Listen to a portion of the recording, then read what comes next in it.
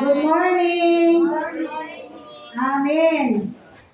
Purihin po ang Panginoon. Hallelujah!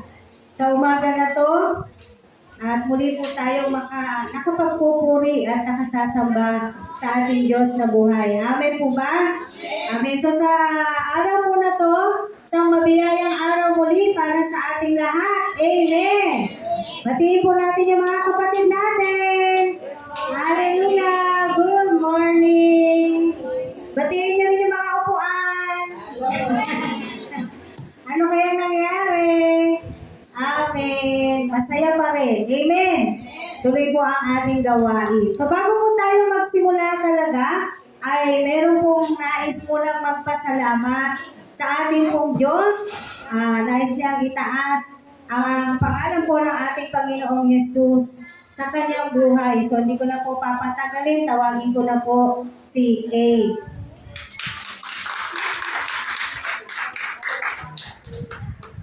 So mapagpalang umaga po muli sa bawat isa sa atin. So gusto ko lang po magpasalamat sa Diyos kasi kahapon po naganap na po yung aming defense para sa business po namin. Yun po kasi yung gagawin namin ngayong first semester. Kasi yun po dapat last sem pa, tapos last month, tapos naging this month. Kaya, thank God po, although may mga delays, I know po, lahat yan nangyari dahil sa kanyang kalooban. At syempre po, salamat sa Panginoon, sa mga kapatiran po natin na nakiisa rin po sa pananalangin, no? Especially the leaders, na last month pa rin po yung prayer nila. So, natuloy na rin po at last. So, thank God po kasi nakakuha naman po kami ng 3 passes sa mga panelists po namin and wala na po silang nasabi kasi matindi po yung prayer doon. Praise God po kasi approve na po lahat. Di po ba? Talagang mabuti po ang Diyos. Lahat ng mga pinaghihirapan, lahat ng mga iniiyakan, pinagpupuyatan po natin. Basta hindi natin iiwan ang Panginoon, tiyak na magbubunga po ito. Kaya sa Diyos po lahat papuli. Amen. Yan. Bilang stage ma'am, no? Ako tumatalon din ako kahapon, parang ako nanalo. Amen. So meron pa po, bukod kay Kate, meron pang gusto magpasalamat po sa ating Panginoon, taas ang kanyang pangalan. Meron pa? So kung wala na po, yan, wala na kasi wala na pong kumikibo. Yan. Manalangin na po tayo at may magse-celebrate ng kanyang birthday. Yes. Bukas po, birthday ni Abby, August 24. Ayan. Si Abby, kilala niyo naman si Abby, di po ba? So bukas po, birthday niya. Pagpe-pray natin si Abby. Ang bilis ng panahon, no? Kailan lang baby, ngayon 6 years old na siya. Bukas 6 years old na po siya. Tama, Joyce? 6 years old. Kaya, mamaya sarado yung neighbor's son. Pag-pray din po natin ang ating kapatid na si Cody. Uuwi po siya. Yes, coming 28. So malamang sa Sunday po. Next Sunday kasama po natin siya.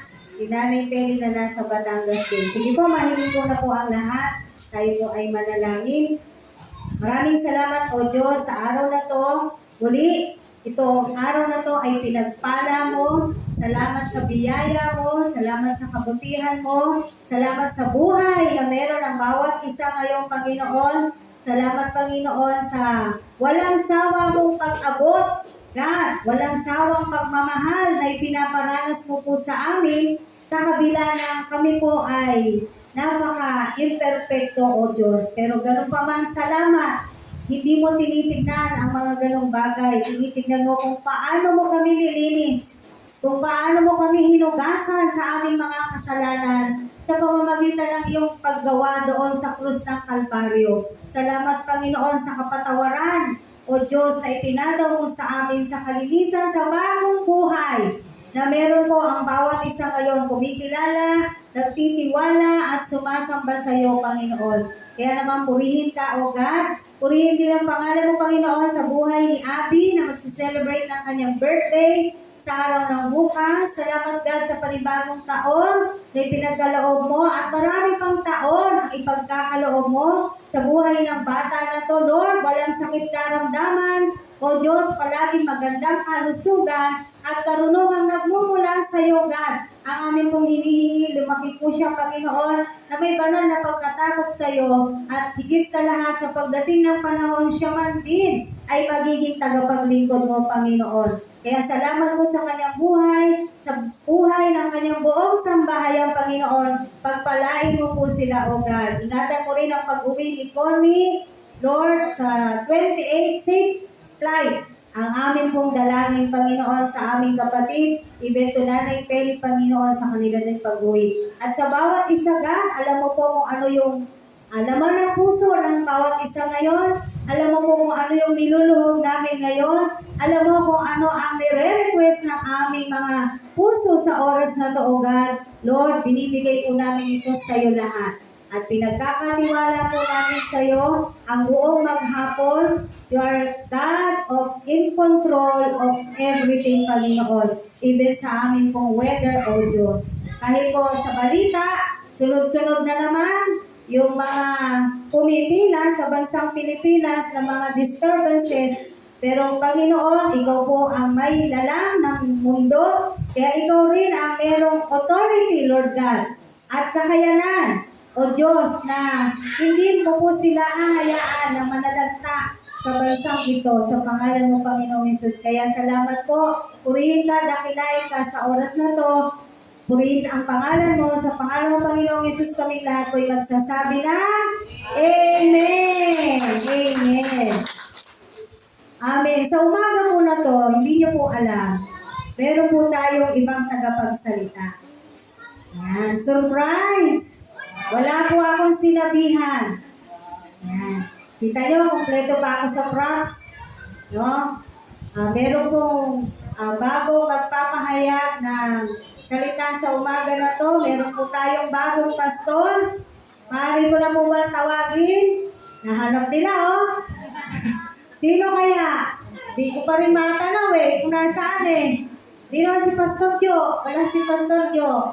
Ayan. So, para mawala na yung ano nyo, surprise ninyo, para hindi na kayo mabitin. Tawagin ko na po si Pastor JJ. Pastor JJ. Nakita niyo po yung bata na yan? Nagkatawang bata lang po yan. Ayan, magtuturo po si Pastor JJ. Wala siyang kinalaman. Thank you, JJ. Okay na. Thank you. Natuwa lang ako sa kanya. Sorry po. Tinarang ko kayo. Ako niyo na yung bata. Hindi niya alam. Thank you, Jay. Natuwa lang po ako. Nakita niyo naman yung forma ng bata rin. Diba? Pastor na pastor. Sabi ko sa inyo konti na lang ayan. May dala pang Bible. Wala bang picture dyan? Hindi ba picture to? Mamaya picture na dyan si JJ Pero sa totoo po, hindi natin alam. Someday, who knows? Sabi nga po ni Pastor Joe. Who knows? Pero po talaga sa inyo na susunod na mga tatayo, tama po? Na mga pastor. Amen. Oy, na-prank ko sila. Nagpapasaya lang din po tayo at natutuwa lang din ako doon sa bata. Amen. Maganda yung ganyan. Bata pa, sinasanay na po natin sila. Ano po yung ating home. Pag Sunday talagang ituturing nila ng special din pagka ganyan. Diba? Kasi special naman talaga. Kasi ang pinagkakalooban natin na ating pagsamba ay ang ating special na Diyos. Amen. Hallelujah. So sige po. Ayan. Ito totoo na to. Buksan niyo na po yung Bible niyo. Sa Santiago po tayo ngayon. James chapter 1. Verses 2 to 8. Nahanap niyo kung sino, no? Kaya isang araw maganda kayo. Tatawagin ko na lang isa sa inyo. James chapter 1 po. Santiago 1, talata 2 hanggang 8.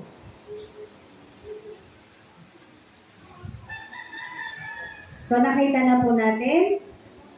Basahin po natin, mga kapatid, magalak kayo kapag kayo'y dumaranas ng iba't ibang pagsubok, sapagkat alam ninyo na lalong magiging matatag ang inyong pananampalataya matapos ninyong pagtagumpayan ang mga pagsubok na iyan. At dapat kayong magpakatatag hanggang wakas upang kayo'y maging ganap at walang pagkukulang. Ngunit kung kulang ng karunungan ng sino man sa inyo, humingi siya sa Diyos at siya'y bibigyan. Sapagkat ang Diyos ay saganang magbigay at di nanunumbat. Subalit ang humihingi dapat manalig at huwag mag-alinlangan. Sapagkat ang nag-aalinlangan ay parang alon sa dagat na itinataboy ng hangin kahit saan. Huwag umasang tatanggap ng anuman mula sa Panginoon ang taong pabago-bago ang isip at di alam kung ano ang talagang ibig. Purihin ka, O Diyos, sa iyong mga salita sa umaga na to, banal na Espiritu, magpahayag ka, mangusap ka, at O Diyos, patuloy na magnasa ang bawat isa palagi na masunod ang iyong salita. Salamat po. Amen.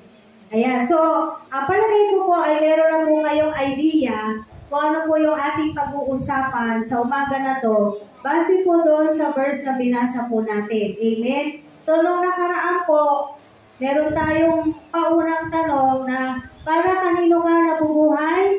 Di po ba? Nagbago na yung sagot natin ngayon. Amen po ba?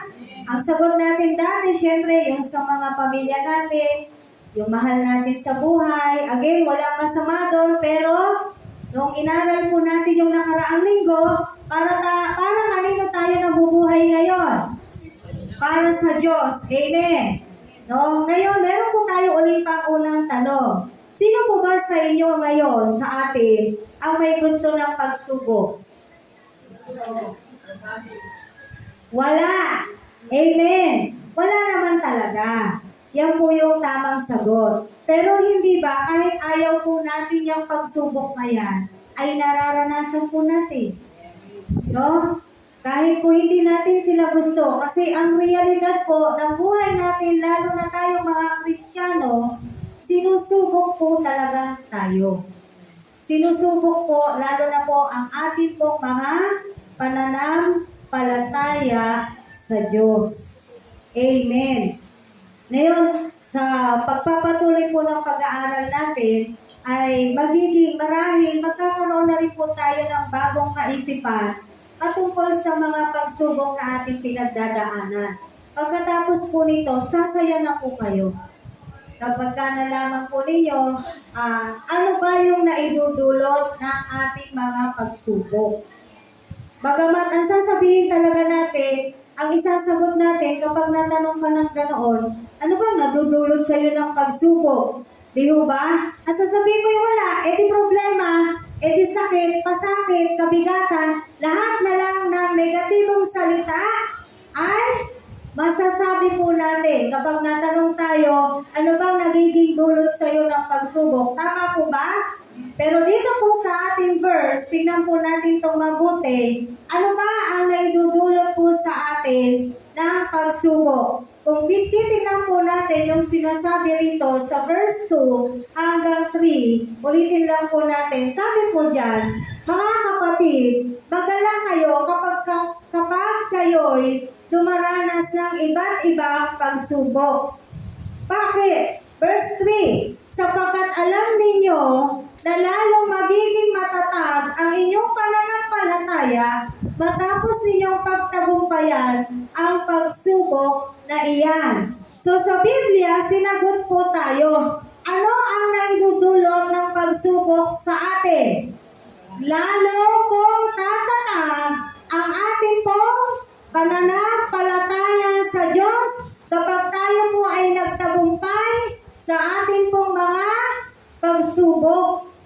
Walang sumasagot nito. Tama po ba? Wala rin nakaisip nito. Kahit ako. Pero salamat sa Diyos, kahit ang tagal na po nating alam itong mga verses na to, ang Diyos po napakagaling talaga. Ito yung sinasabi, ang bawat salita ng Diyos, they are new every morning. Sinabi yan sa Lamentation. Hindi po nagiging pare-pareho ang kapahayagan ng Diyos. Maaaring noon, iba yung naging kapahayagan sa atin ng verse na to or ng mga verses na to. Ngayon, iba naman uli ang kapahayagan ng Diyos sa atin patungkol po sa verses na to sa ating pong mga pagsubok na nararanasan natin sa ating mga buhay. Pero again, huwag po natin puputulin. Magiging tagumpay po tayo o tatatag ang ating pananampalataya. Kailan po? Kapag napagtagumpayan ang pagsubok. Yan. Kailangan ma-overcome. Amen po. Doon natin mararanasan yung katatagan ng ating pong mga pananampalataya. Kaya susunod na tanong, bakit kailangan namang tumatag ang ating mga pananampalataya? No? Ano naman din ang nagagawa ng mga pananampalataya po natin sa ating mga buhay?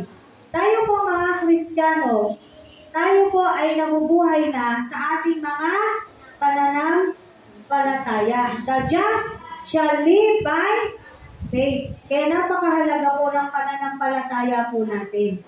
Napakahalaga na inaalagaan po natin ang ating pananampalataya, inonurture natin ang ating mga pananampalataya, pinalalakas natin ang ating mga pananampalataya, nile-level up po natin ang ating mga pananampalataya, pinalalago po natin ang ating mga pananampalataya. Dahil sabi po sa verse 4 ng James, doon pa rin po tayo. Bakit kailangan tumatag ang ating mga pananampalataya? Sabi sa James 2 verse 4, at dapat kayong magpakatatag hanggang kailan mga kapatid?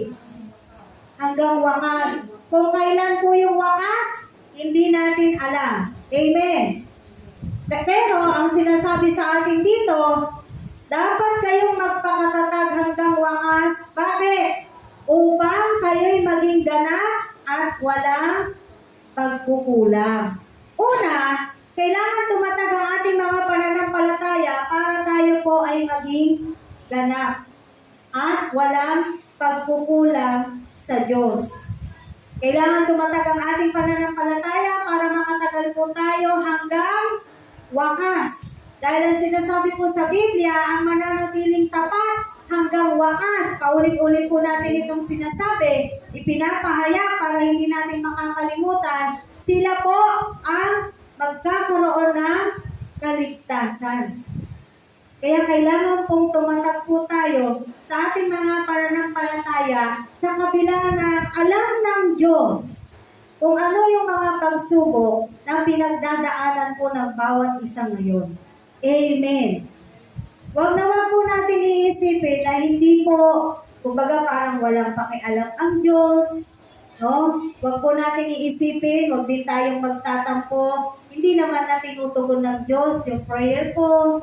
No? Wala naman nangyayari, pray naman ako ng pray, samba naman ako ng samba. Huwag po natin iisipin yung ganon. Again, hindi po natin pwedeng utusan ng Diyos. Ang may karapatan na mag-utos ay ang Diyos. At ang uutusan niya, tayo. Hindi po tayo ang mag-uutos sa Diyos. Amen po ba? So, kailangan tumatag ang ating mga pananampalataya. Una, para maging ganap po tayo sa harapan ng Diyos at wala tayong pagkukulang, makatagal tayo hanggang wakas. Ano yung walang pagkukulang dito? Itong James 1.5 or Santiago 1.5, palagi natin ginagamit. Ano yung kulang mo? Hingin mo sa Diyos. Amen. Pero sa totoong konteksto po ng verse na to, yung sinasabi po rito kung ano yung kulang mo, kulang ka ng karunungan, ay humingi sa Diyos. Yung kulang sa karunungan na sinasabi po rito, kapag kulang ka sa kaalaman patungkol sa salita ng Diyos. Hindi po yung katalinuhan sa mundo. Amen. Pero generous po ang God. Bibigay niya rin naman kung hihingin natin. Pero ang gusto ko lang, nililiwanag ko lang, ano yung context, yung totoong context ng verse na to, na kapag kulang ka sa karunungan, ay humingi sa Diyos.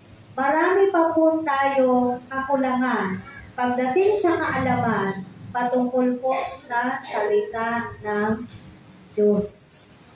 Amen. At kailangan po natin ng salita ng Diyos para tayo po ay maging marunong sa harapan ng Diyos. Bukod doon, itong mga salita ng Diyos na ito po yung nagiging sandata po natin.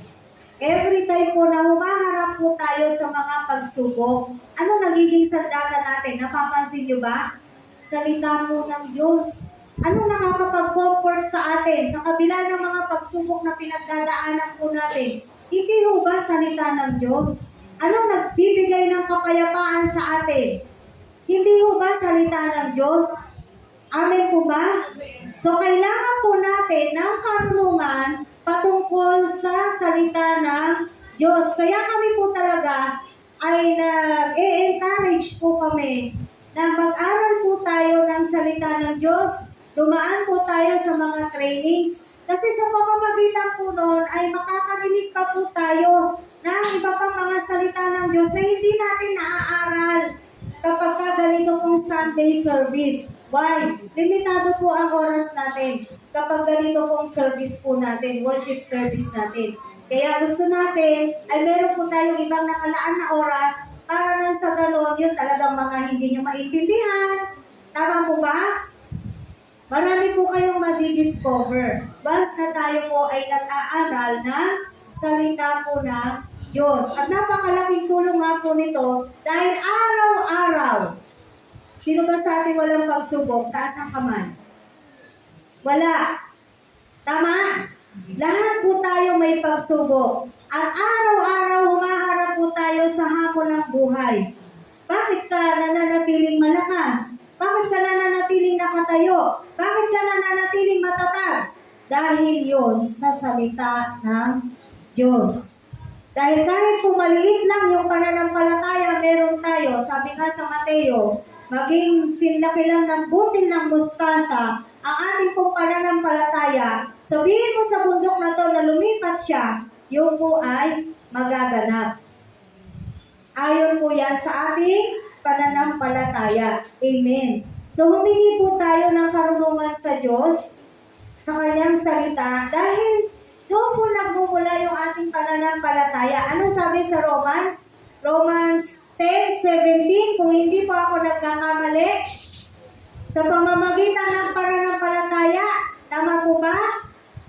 By hearing the word of God, nagkakaroon po ng pananampalataya ang ating pong mga puso. Tayo po mga mananampalataya, ang mga tao, sa pamamagitan ng pakikinig ng salita ng Diyos, nagkakaroon po tayo ng pananampalataya sa ating Panginoon. Amen.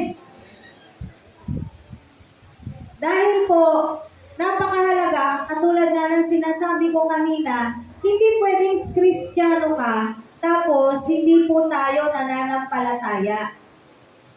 Kahit maliit lang. Paano ka naging Kristiyano kung wala kang pananampalataya? Na-imagine niyo po ba yan? No? Sabi po sa Romans 5, buksan po natin, Romans chapter 5, verses 4 to 6.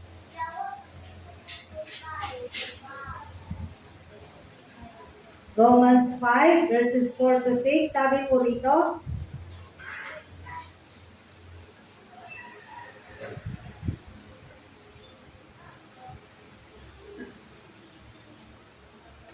umpisa, sama na po natin yung verse 3, sorry po. Bukod dito, nagagalak tayo sa ating mga pagbabata sapagkat alam natin ito ay nagbubunga ng pagtitiyaga.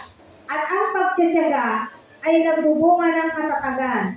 At ang katatagan ay nagbubunga ng pag-asa. Hindi tayo nabibigo sa ating pag-asa sapagkat ang pag-ibig ng Diyos ay ibinuhos sa ating mga puso sa pamamagitan ng Espiritu Santo na ipinagkaloob na sa atin. Yung mga binabata po natin, ano ba yung mga pagbabata? Mga tinitiis po natin, mga tiisin po natin. Amen. No? Nagbubunga po ang mga ito. Hindi po natin namamalayan.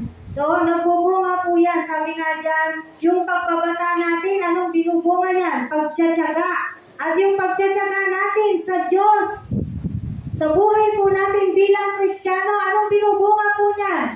Katatagan. At yung katatagan natin ay nagbubunga ng pag-asa. Saan lahat nagmula po ito? Sa ating pong mga pananampalataya. Tinitiis natin kahit mahirap, tama po ba? Kahit mahirap, kahit nakakapagod, kahit nasasaktan tayo, sinasaktan tayo, inuuyam tayo, at kung ano-ano pa po yung ginagawa o nararanasan po natin na mga pagsubok, nagtitiis po tayo. Binabata po natin ang lahat ng ito at nagbubunga po yung pagbabata natin ng pagtsatsaga.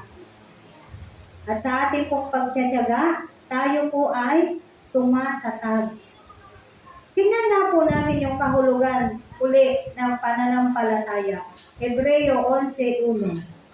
Just a recap, para po sa kahulugan ng pananampalataya, Hebrews 11 verse 1. Sabi po rito, tayo'y may pananalig kung nagtitiwala tayong mangyayari ang mga inaasahan natin at naniniwala sa mga bagay na di natin nakikita. Ito po yung kahulugan ng pananampalataya sa Biblia. Amen. Nakita niyo po, yung pananampalataya, hindi lang po siya paniniwala. Anong sabi diyan? Pagtitiwala.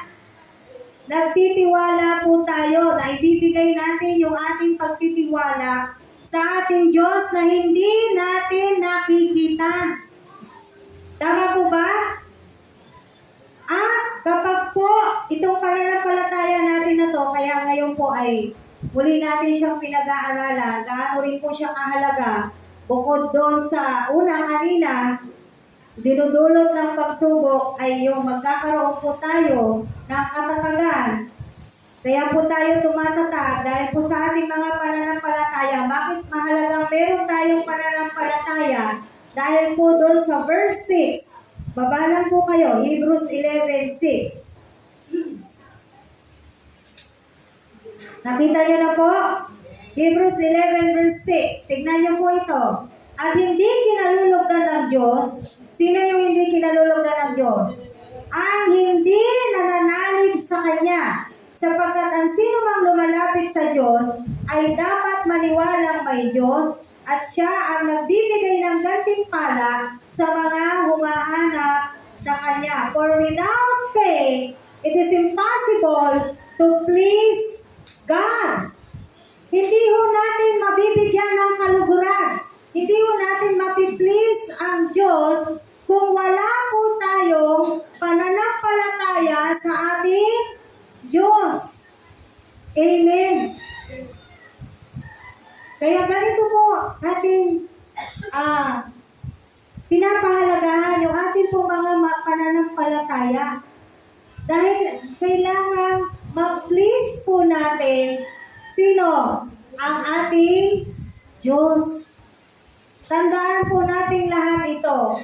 We are not men pleaser. Amen. Hindi po tayo naglilingkod sa Diyos. Hindi po tayo tumatayo. Hindi po tayo mananampalataya para ma-please natin o makuha natin, matuwa sa atin yung mga tao. Ang gusto natin palagi na napi-please sa lahat po ng ginagawa po natin ay ang ating Diyos. Wala na pong iba.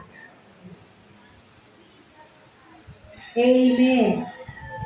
Kasuklaman man po tayo ng marami. Dahil kung sa pagsasabi natin ng katotohanan ay nasusuklan po sa atin ang mga tao, wala po tayong magagawa doon because we cannot please everybody talaga. Tama po ba? Hindi mo mapapasaya ang lahat ng tao. Pansinin mo ang mga tao, gumawa ng mabuti, may masasabi. Gumawa ng masama, may masasabi pa rin. Diba? Wala na pong maayos sa mga tao. Wala na nga matinong presidente sa Pilipinas eh. Tama po ba? Lahat pinagraralihan nila. No? Maayos o hindi ang presidente, meron at meron pa rin mga nag-o-oppose. Kaya nga wala po, hindi po pwede We cannot please everybody, lalo na tayo mga Kristiyano. Hindi po tayo tinawag ng Diyos para kunin yung katuwaan o yung approval ng mga tao. Amen. Darating po talaga sa punto ng buhay natin mga mananampalataya, nasusuklaman po tayo ng mga tao. Nasusuklaman ka, kaiinisan ka, no? Hindi nila magugustuhan kung ano man yung mga ginagawa po natin, lalo na yung mga sinasabi natin patungkol po sa salita ng Diyos, darating po yung mga pagkakataon na yan. Kung nasusuklam po ang tao sa atin dahil sa pagsasabi natin ng katotohanan ng salita ng Diyos, okay lang. Ang mahalaga, hindi masusuklam sa atin ang God. Yun po yung lagi natin isa sa puso. Ang iiwasan natin ay ang masuklam sa atin yung Diyos.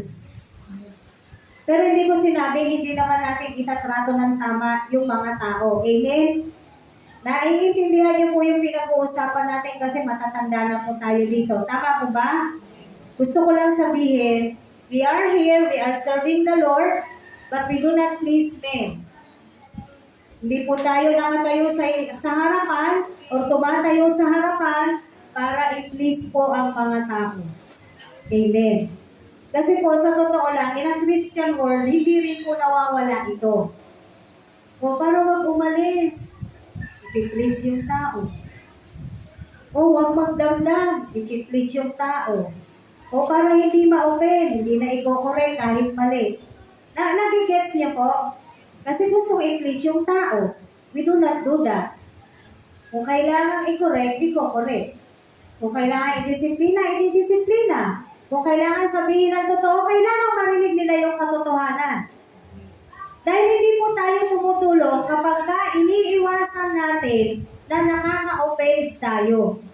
Minsan talaga may ma-offend po sa atin. Totoo po yan. Pero hindi po natin yun maiiwasan. Lalo na kung ang sinasabi po natin, inuulit-ulit ko. Kung ang sinasabi, minemensahe natin ay salita po ng Diyos. Amen. Bilang isang pamilya, dito rin po, lagi rin natin sinasabi, syempre kapag kamali, ay sasabihan natin. Ngayon yung tao, nasa kanya na yung desisyon.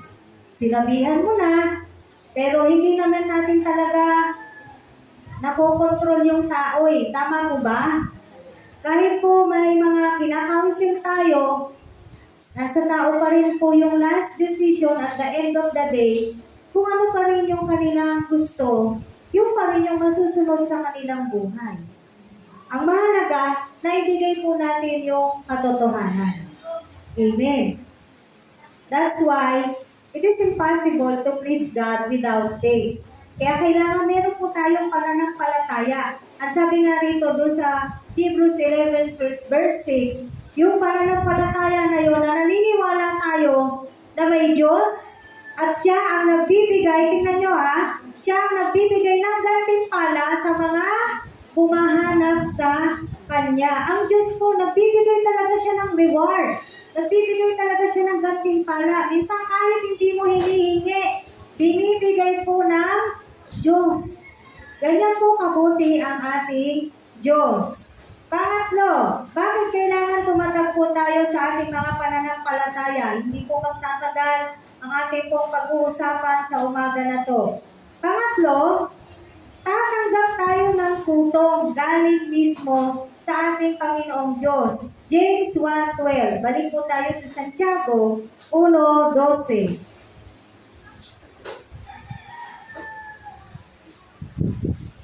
Ang sabi po rito, nabasa na po natin or nakita na po natin, mapalad ang taong nananatiling tapat sa kabila ng mga pagsubok. Sapagkat matapos siyang subukin, tingnan niyo po ito hindi sa akin galing.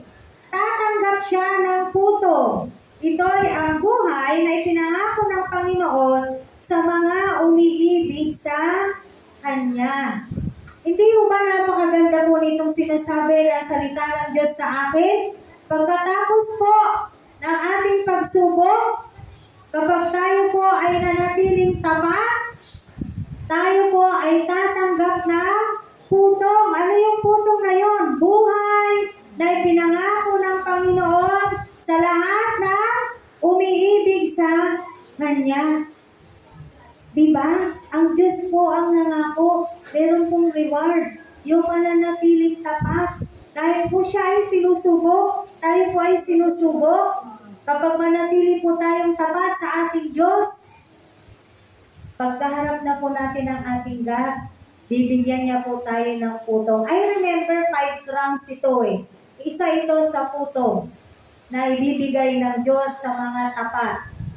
No, isa lamang po ito, pero ito po ay 5 sa akin pong pagkakatanda.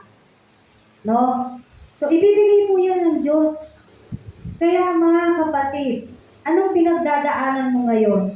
Ang gusto sabihin sa atin ng salita ng Diyos, manatili ka lang na tapat sa Diyos. Sa kabila ng mga pinagdadaanan po natin, manatili po tayong nananampalataya, nagtitiwala sa ating Diyos sa kabila po ng mga paghihirap, sakit man yan, o ano man. Sabi nga, name it, kung ano man yung mahirap na pinagdadaanan po natin, name it. Pero kung tayo po ay magtatagumpay, mananatiling tapat hanggang wakas at mapagtagumpayan ang pagsubok na yan, tatanggap po tayo ng putong mula sa Panginoon. Hindi natin ito makukuha kung walang pagsubok. Tama? Kaya ngayon, gusto niya na ng pagsubok. Pero ang gusto po natin sabihin dito, ano yung nagiging response natin? Kasi madalas po, napanghihinaan na tayo ng loob kapag tayo po ay dumadaan sa kabigatan.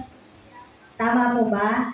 Sa problema, sino bang hindi hihina ang kalooban kapag dumadaan na sa mga ganyan? Again, what we feel, what our emotions is, valid. Valid po yun. Normal, ibig sabihin. Nalulungkot ka, umiiyak ka sa sobrang hirap na pinagdadaanan mo, valid yan. Hindi naman bawal umiyak, hindi naman bawal malungkot, hindi naman bawal malugmok. Pero, hindi ka mananatili doon. Yun po yung gustong sabihin sa atin. Amen? Magpakatatag po tayo dahil sa pamamagitan nun, kapag tayo matatag sa ating mga pananampalataya, yung pangako po ng Diyos ay makakamtan po natin. At bukod po dun sa pangako ng Diyos, yung buhay natin mismo dito sa lupa, training ground nga natin ito eh. Kahit kailan po, hindi mawawala ang problema habang nandito po tayo sa lupa. Yan po yung good news. Yan po yung katotohanan na kailangan natin tanggapin. Habang nandito pa tayo sa lupa, meron at meron po tayong problema. Habang nandito pa tayo sa lupa, meron at meron po tayong pagsubok. Habang nandito pa po tayo, meron at meron tayong kabigatan na iniisip, dinadala. Tama? Yung mga wala ng ganon, nandoon na sila sa ilalim ng lupa. Wala na talaga silang problema. Di na nila yung naiisip. Pero di ba kahit po maraming problema, masarap pa rin mabuhay. Sa piling ng Diyos, masarap pa rin po ang mabuhay. Sa kabila ng marami po tayong pinagdadaanan sa buhay, masarap pa rin sa piling ng Diyos. Bakit? Hindi ba nararanasan po natin paano kumilos ang Diyos sa ating buhay? Paano ba kumikilos ang Diyos sa buhay natin? Madalas, kapag meron tayong pagsubok. Tama? Bakit? Kapag meron tayong pagsubok, na-exercise po yung ating faith. Kasi kung wala po tayong pagsubok na pinagdadaanan, hindi po ma-exercise ang faith natin. Hindi po masusubok ang pananampalataya natin. Kapag paldo ka, di ba? Wala ka naman nangihingin, paldo ka eh. Hindi mo maalala ang Diyos. Hindi natatag yung pananampalataya mo kasi lahat na kailangan mo, meron ka na.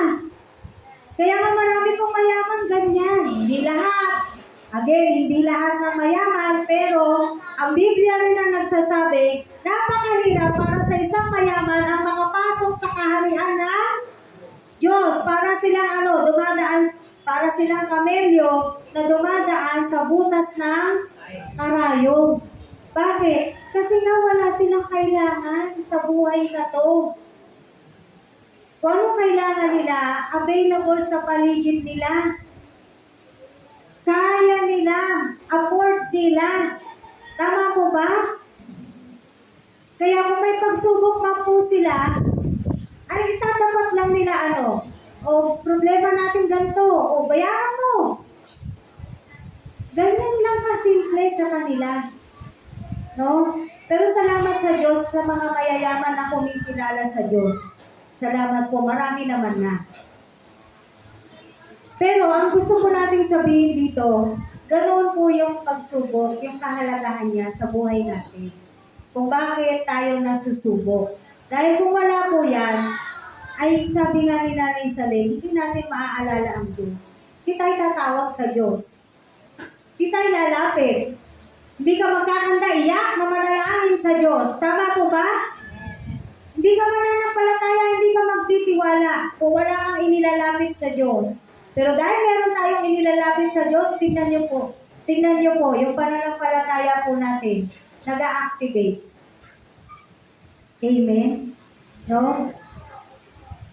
Katulad po ng mga tao sa Biblia noon, na nabuhay sila at nagtagumpay sila sa kanilang buhay dahil sa kanilang pananampalataya. Babanggit lang po tayo ng ilan. Mahaba po ito. Tingnan niyo po yung Hebrews buong chapter ng 11, nandiyan po yung mga tao na nabuhay noong panahon na yon sa Biblia kung saan na-distinguish, na-recognize po yung kanilang pananalig sa Diyos. Kaya magpapasahin niyo yung Bible ninyo, dahil sa pananalig sa Diyos, si Noah ay, dahil sa pananalig sa Diyos, si Moises ay, dahil sa pananalig sa Diyos, si Abraham ay. Diba? Ganyan po yung mga nakalagay. Ito po mga tao na to, nagtagumpay po sila dahil sa kanilang pananalig sa Diyos. Amen! Hindi ko rin naman masasabi na masarap din talaga yung buhay po nila. Matindi nga din yung kanilang mga pinagdaanan bilang mga sila po ay lingkod din po ng Panginoon.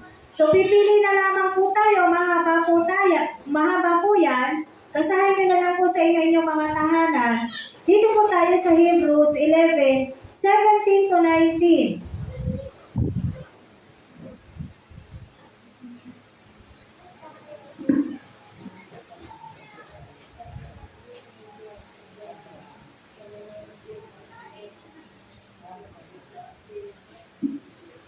Kita na po natin. Tingnan niyo po ito. At nang subukin ng Diyos si Abraham, pananalig din ang nag-udyok sa kanya na ihandog si Isaac bilang hain sa Diyos. Handa siyang ihandog ang kaisa-isa niyang anak, gayong ipinangako sa kanya ng Diyos na kay Isaac magmumula ang magiging lahi niya. Naniniwala siyang muling mabubuhay ng Diyos si Isaac. At sa matalinghagang pangungusap, nabalik nga sa kanya si Isaac mula sa mga patay. Nakita niyo po ito? Si Abraham po ang tinagurian sa Biblia, Father of Faith.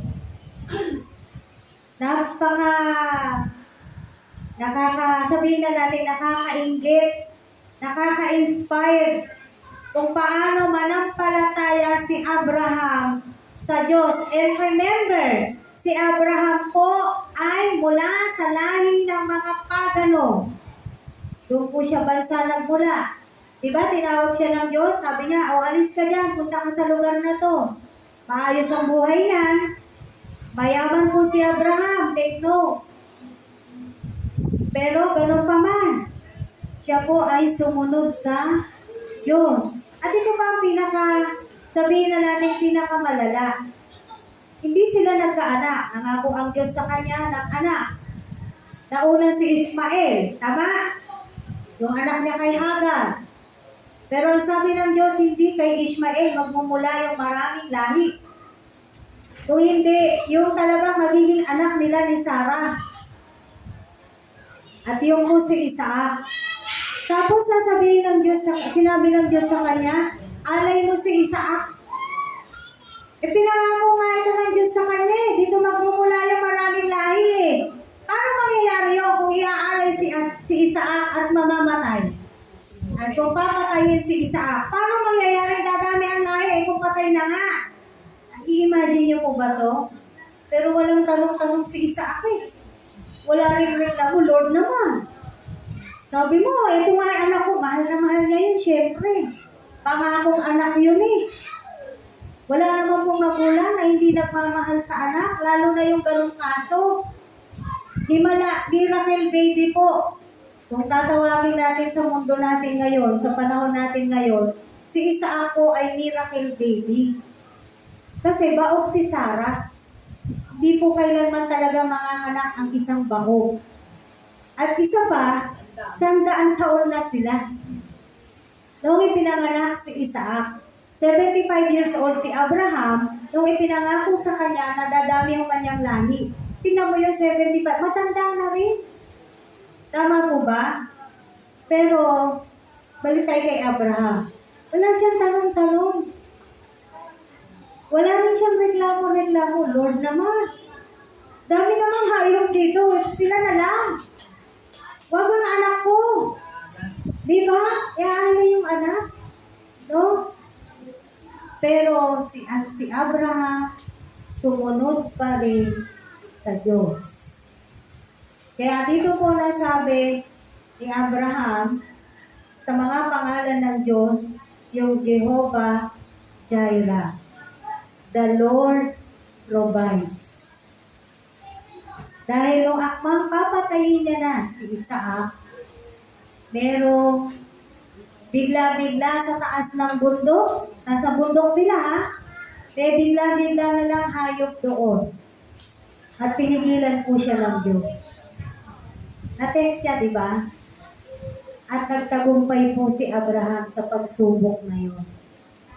Malay nyo, hindi ko sinasabi yun din yung nangyayari sa atin. Malay natin, tinetest din tayo ng Diyos. Hindi natin alam di ba? Hindi nga natin alam ang kaisipan ng Diyos. May mga bagay na hindi talaga tayo maunawaan patungkol po sa buhay pananampalataya natin. Malay natin, ganun pala yung nangyayari. Tinetest pala tayo talaga ng Diyos. Ito kaya ang anak ko na to, kapag kinuha ko ito, magtitiwala pa kaya siya sa akin? Kapag nawala ito, mananampalataya pa kaya ito sa akin? Sasamba pa kaya sa akin to kapag gaganito? Tama po ba? Lahat ng tao na binanggit dito, actually kulang pa to. Kung babasahin niyo po yan, sabi, magpapatuloy pa ba ako? Kulang pa. Nagtagumpay po sila sa kanilang buhay Kristiyano dahil sa kanilang pananalig sa Diyos. Kaya sabi mo sa katabi mo, magtatagumpay ka. Don't lose hope. Huwag po tayo kawalan ng pag-asa. Magtatagumpay po tayo. Amen. Kahit pa sabihin mong nagtatagal, again, may sariling time frame ang Diyos. His time frame is not our time frame. Kung kailan niya sinabi, kung kailan niya niloob, kung kailan niya ginusto, sabi niya sa Isaiah 60 verse 22, nababasa niyo po yun? Basahin nga natin. Isaiah, salamat pinaalala ng Diyos. Isaiah chapter 60 verse 22, pero mas maganda siya sa English version eh. Basahin muna natin siya sa Tagalog. Isaiah chapter 60 verse 22.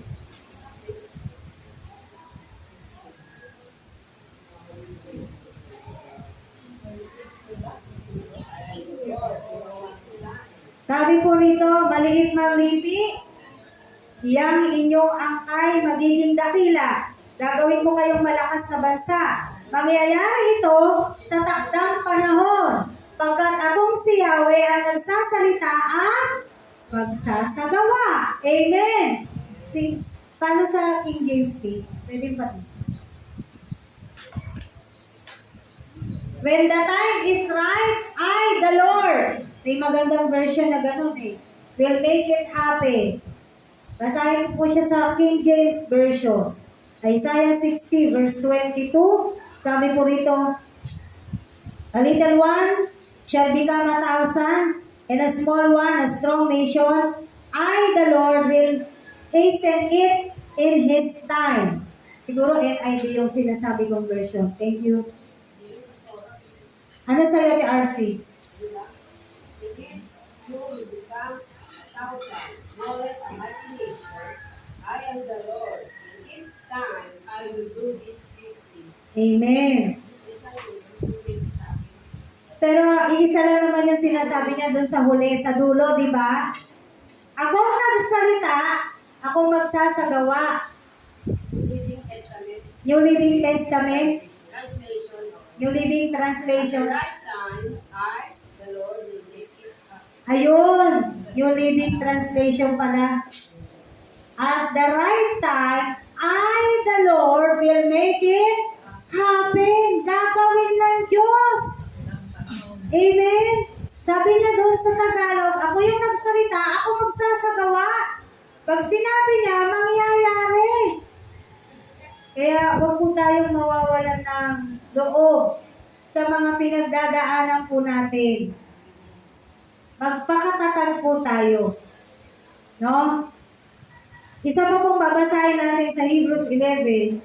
Sabi ko sa inyo, pipili na lang tayo, 31 hanggang 34. Hebrews 11:31 to 34.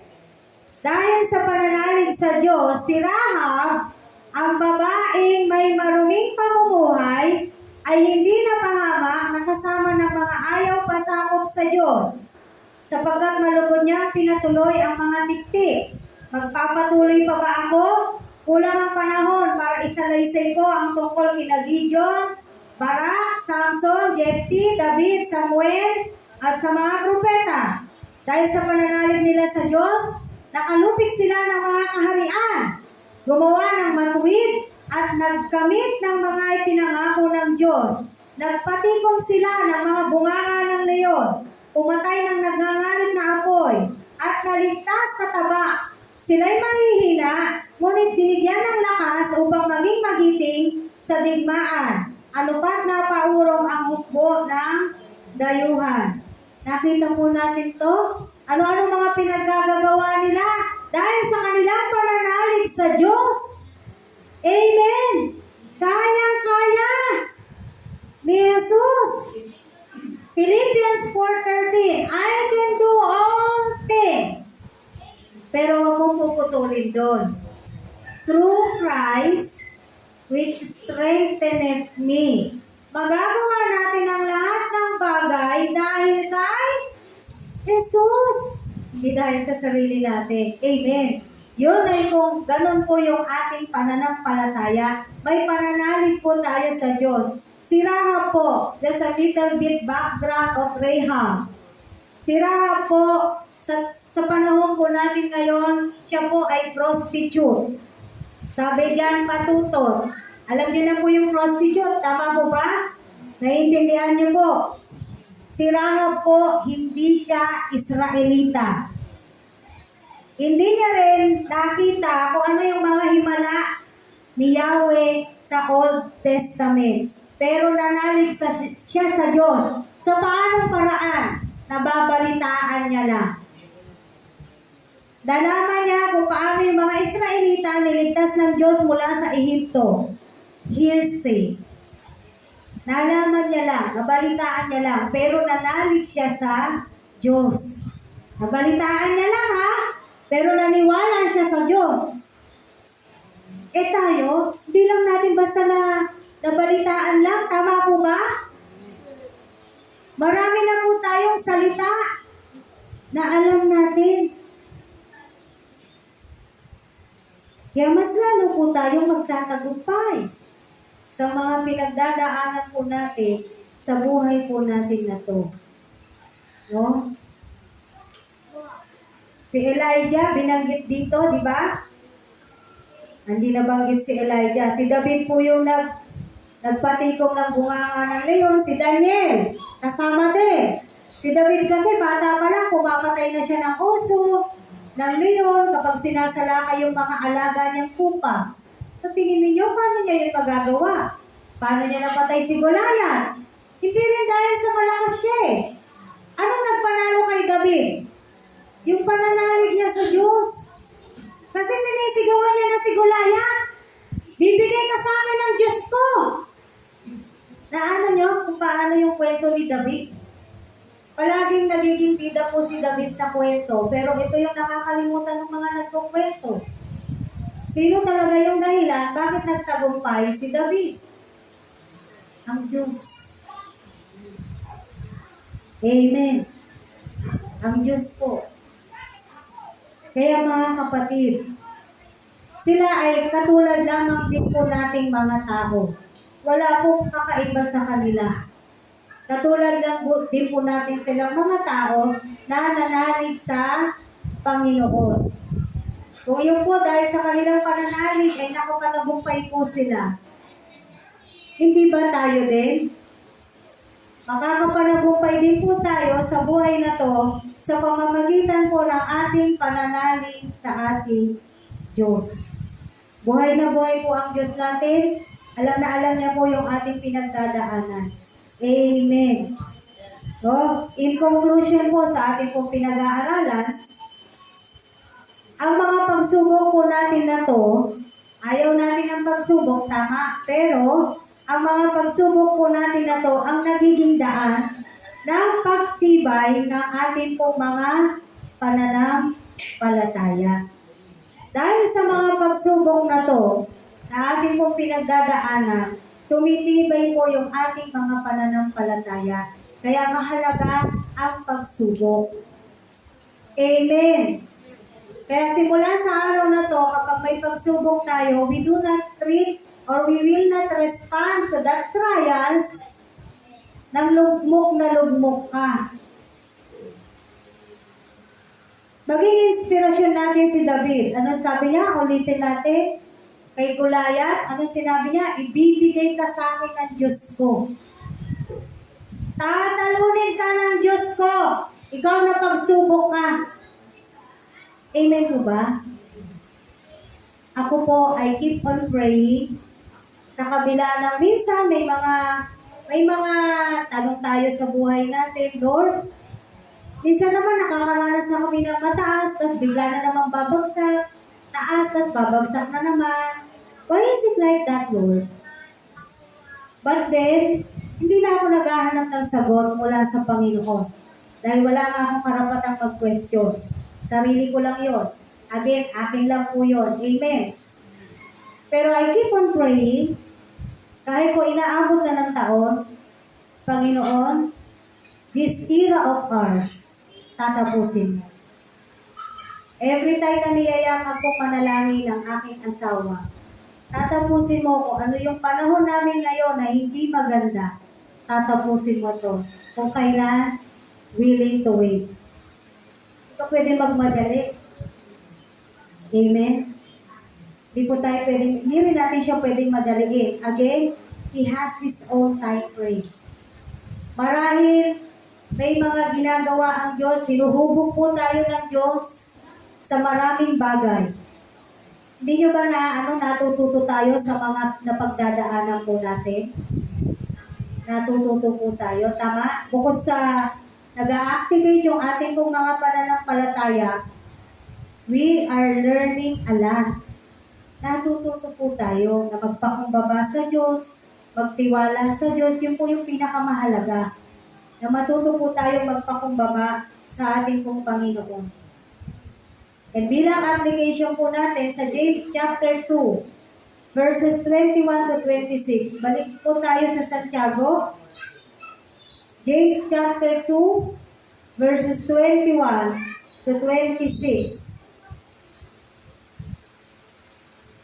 Sa ating pong application, sabi po rito, si Abraham ay kinalugdan ng Diyos dahil sa kanyang mga gawa.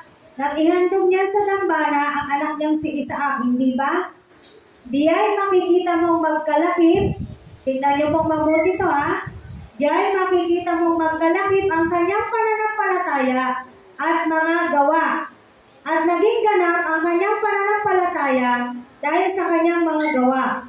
Natupad ang sinasabi ng kasulatan. Si Abraham ay sumampalataya sa Diyos at dahil dito, siya ay ibinilang na matuwid. Ang tawag sa kanya ng Diyos ay ang kaibigan ko si Abraham. Ang sarap naman. Diyan ninyo makikita na ibinibilang na matuwid ang isang tao dahil sa kanyang mga gawa at di dahil sa kanyang pananampalataya lamang. Gayon din si Rahab, babaeng may maruming pamumuhay. Kita niyo po yung binasa rin natin kanina sa Hebreo. Silang dalawa rin po yung binanggit dito. Malugod niyang pinatuloy ang mga tiktik ng Israel at itinuro pa sa kanila ang ibang daan upang sila'y makatakas. Dahil sa ginawa niyang iyon, siya ay ibinilang na matuwid. Verse 26, patay ang katawang hiwalay sa Espiritu. Gayon din naman, patay ang pananampalatayang hiwalay sa mga gawa. Hindi po pwedeng nananampalataya ka, tapos wala ka namang gawa. Kung si Abraham po ganito, sinabi sa kanya ng Diyos, "Ialin mo yung anak mo." Yes, Lord, pero hindi niya ginawa. Tama? Wala ang kalakip na gawa yung pananampalataya niya. Malulugod ba ang Diyos? Hindi. This must be our application. Yes, nananampalataya tayong lahat na may gagawin ng Diyos. Pero yung pananampalataya po natin dapat palaging may kasamang gawa. At alam niyo na kung ano yung mga gawa na yon. Manatili kang matatag na naglilingkod sa Diyos. Manatili kang matatag na sumasamba sa Diyos. Ayun yung mga gawa, tama? Manatili kang matatag na nagtuturo pa rin ang salita ng Diyos. Nagba-Bible study ka pa rin sa kabila ng maraming mga bagay na meron ka maraming dala-dala sa buhay mo. Manatili kang matatag at gumagawa para sa Diyos. Hindi pwedeng, Lord, basta pinag-pray ko na sa'yo, ha? Hihintayin ko na lang yung sagot mo. Bahala ka na. Tapos wala ka nang gagawin. Amen? So, hindi po pwede na puro lang faith. Sabi ni Santiago, ni James, dapat yung faith natin sinasamahan ng gawa. Kung ikaw ay mag-aaral, nananalangin ka na makakuha ka ng mataas, anong kalakip na gawa nun? Mag-aaral kang mabuti. Kasi kapag sinabi mong, Lord, gusto ko ng mataas na grade, pero hindi ka nag-aral, hindi faith yun. Gusto ko ng magic. Dapat ang hinanap ng mga ganon, magikero. Naiintindihan niyo po, yung pananampalataya na dapat may kalakip na gawa. Tayo, nananampalataya tayo sa Diyos, dapat nilalakipan, sinasamahan ng gawa. Meron tayong mga pagsubok, meron tayong mga pinagdadaanan, meron tayong mga kabigatan, hindi ka titigil sa iyong mga ginagawa bilang tinawag ka ng Diyos. Pag ba tumigil ka, masusolve ba yung problema mo? Hindi rin naman eh. Tama po ba? E di gumawa ka na lang, napapayapa ka pa ng Diyos. Nararanasan niyo po ba yan? Kapag may problema ka at the same time gumagawa ka pa rin para sa kanyang kaharian, pinapayapa tayo ng Diyos. Nawawala yung bigat. Nawawala yung alalahanin. Nandiyan yung problema, pero napapayapa tayo. And then magugulat ka na lang, aba, may solusyon na. Tama po ba? Aba, may ginawa na ang Diyos. Bakit? Nanalig ka eh. Nagtiwala tayo sa Diyos eh. Kaya mahalaga po may pagsubok. Kasi again, kung wala po itong mga pagsubok na to, hindi po tatatag ang ating mga pananampalataya. At kahit naman po hingin mo yan, hindi mo yan hingin, darating po yan. Amen. Darating po. Matapos man yung pagsubok mo ngayon, huwag kang mag-alala, meron to follow. Lagi mong gano'n ang buhay natin. Dito sa lupa. Again, gusto mo na matapos? Pwede naman. Diba? Ganun lang naman kasimple. Gusto mo na bang matapos? Pwede naman. Pero yung iiwan mo, sila naman uli yung may pagsubok. Di po ba? E di, lumaban na tayo. Makipagsabayan na tayo sa pagsubok kasi kasama natin ang Diyos. Sa laban po natin na yan. Laban lang, kasama natin ang Diyos. Hindi niya po tayo iniiwan. Si David, hindi niya iniwan. Si Abraham, hindi niya iniwan. Sino yung nagtataas ng kamay? Pag binababa, natatalo sila? Sino ba yun? Si Moises yun, no? Natandaan niyo po yun sa Biblia? Nabasa niyo na ba yun? Hindi ko mataas yung kaliwa ko, masakit. Diba? Pagka kailangan may tagatukod. Tama? Kailangan may magtataas ng kamay. Doon din sa kwento na yon, lagi na lang nagiging, naha-highlight. Si Moises, diba? Kasi siya yung Pero hindi man nababanggit madalas yung nagtataas. Kasi yung nagtataas, sila yung nagiging dahilan. Para yung kamay ni Moises, kahit nangangalay na, natataas niya, nagtatagumpay sila sa laban. Yun yung mga ginamit ng Diyos. Kasi nga hindi sila na-highlight, mga kapatid, may mga ginagamit ng Diyos sa buhay natin. Yung po yung sinasabi natin, minsan nakatingin ka sa malaki, gusto mo makita malaking pagpapala. Gusto mo makita malaki or literal, yung tao na tumutulong sa'yo, hindi mo alam, nasa paligid mo lang pala. Pinagpe-pray ka. Na maitaas mo pa yung kamay mo. Para makapagpatuloy ka sa laban na to. Tama po ba? Kahit sino, kahit ano, pwedeng gamitin, pwedeng utusan ng Diyos para sa kanyang anak. Tandaan po natin yan. Si Elijah, nagtago sa kuweba, hindi niya pinabayaan magutom yun. Sino inutusan niya para bigyan ng pagkain yun? Ibon. Tapos, nandun siya sa tabi ng Kerit River. Andun yung inumin niya. Hindi po tayo pinababayaan ng Diyos. Mga kapatid, laban lang. Alam ng Diyos yung battle mo. Alam ng Diyos yung struggle mo. Alam ng Diyos yung iniiyak mo. Lumabang ka lang. Bakit po binibigay ng Diyos sa atin to? Kasi marami po sa panahon natin ngayon, kahit mga Kristiyano na, pag nasasaglak na sa pagsubok, nasaan po sila? Nawawala po sila eh. Bakit? Hindi na nakakalaban.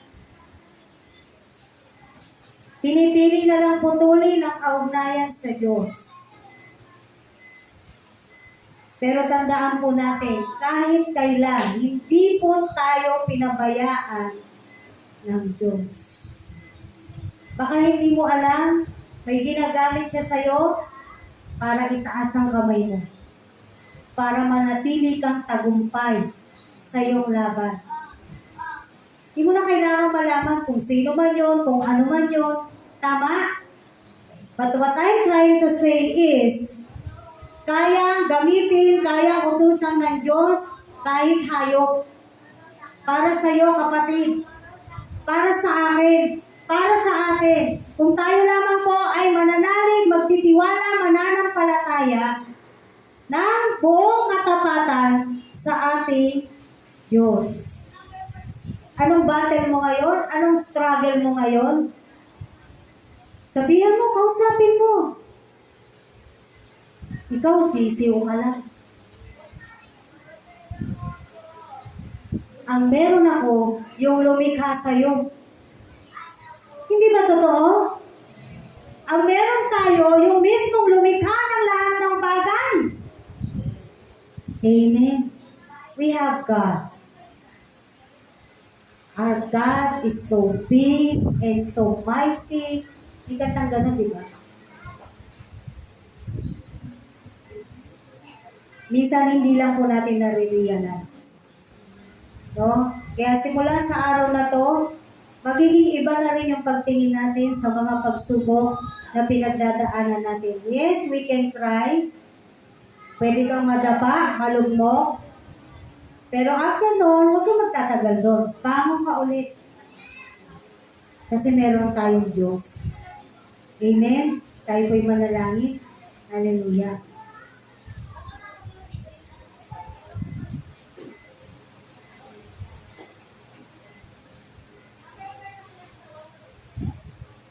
Palagi nyo na lang din pong gawing inspirasyon si Job. Bago po tayo manalangin, naalala ko lang. Yung mga naranasan ni Job, malayo pa sa nararanasan natin. Amen? Pero ganun pa man, si Job po ay nag-weep. Nag-ask din siya sa Lord, pero hindi nakakahulugan na wala yung faith niya sa Lord. Kasi yung iba, pinalalabas nila, hindi raw nagreklamo si Job. Pagbasa po tayo uli ng Bible natin, meron pong pagre-reklamo si Job. Sabi niya, sana hindi na ako pinanganak. Kung nabasa niyo na po uli yung Job. Kasi maraming nagtuturo, ganun si Job. Hindi po, nagreklamo din siya. But it doesn't mean na nawala yung faith niya. Sa kabila nun, nanatili po siya tapat. At alam na po natin kung ano naging kapalit sa buhay ni Job. Hallelujah. Tayo manalangin. Lord, maraming salamat. Hallelujah. Alam mo kung anong pinagdadaanan ng bawat isa. Alam mo, lahat ng kabigatan, lahat ng pagsubok, O Diyos. Nilagay mo kami rito sa ganitong kalagayan. Ikaw rin ang mag-aalis sa amin, Panginoon. At hihintayin namin, Lord, kung kailan. At habang naghihintay kami, Lord, tulungan mo kami. Mas lalo mo kaming patatagin, mas lalo kaming magtiwala sa iyo. At mas lalo kaming gumawa ayon sa pagkakatawag mo po sa amin. Salamat, Panginoon. Thank you for all the trials that we have right now. And because of these trials, we will triumph. Magtatagumpay kami. Hindi dahil magaling kami, kung hindi dahil sa iyo. Ibibigay mo yung tagumpay sa amin. Ibibigay mo yung putong sa amin. Ibibigay mo yung gantimpala sa amin. Kaya salamat po, O Diyos. Ito pong aming dalangin sa pangalan ng Panginoong Yesus. Amen.